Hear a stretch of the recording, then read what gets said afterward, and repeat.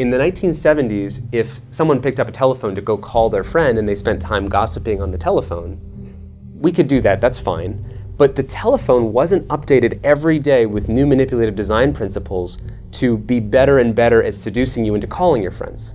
So what's different with Snapchat is that there was 1,000 engineers every single day who work on the product to actually find new ways, not just to get you to use it, but to kind of tag you both on the shoulder and try to get you into a reciprocity relationship where you owe someone else a response. In fact, they have a feature in Snapchat called Snap Streaks. And Snap Streaks count the number of days in a row you've sent a message back and forth with someone. So if I have a best friend and we've been chatting every day for 100 days, I see a little fireball and the number 100 next to it. And what that does is they've just created something now I don't want to lose. Because I have a streak going, I've got 100 days, and now if I don't send them a message tomorrow, I'm going to lose the whole thing. And when you're a kid, actually, this has a really big impact on you. I'm not making this up. There's a woman named Emily Weinstein at Harvard who studied the effects of Snapchat and Snap Streaks on kids by accident. It emerged in her interviews. And she found out that kids, when they go on vacation, they have to give their password to up to 5 other friends to actually have them send messages while they're gone on vacation because they're so worried about losing their Snap Streaks.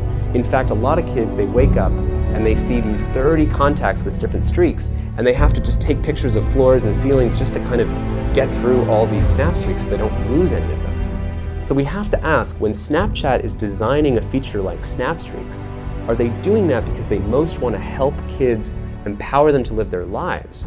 Or are they doing that because it's really good at getting their attention?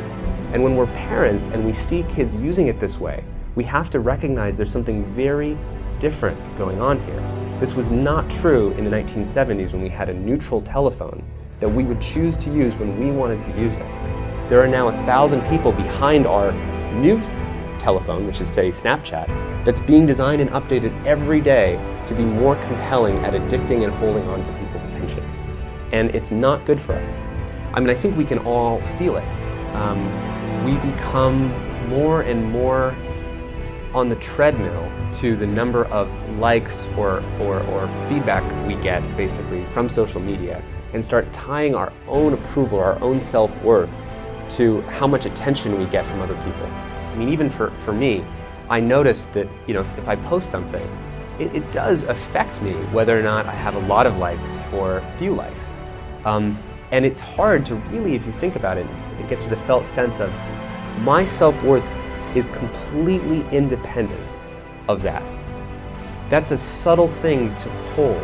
And developmentally, children are more vulnerable to their self-worth being externalized like this.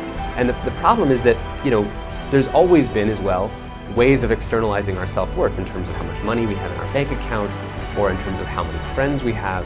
But now the externalization of our self-worth is controlled by a handful of companies whose goals are different than our goals. They're not evil companies. They just have the different goal of maximizing attention.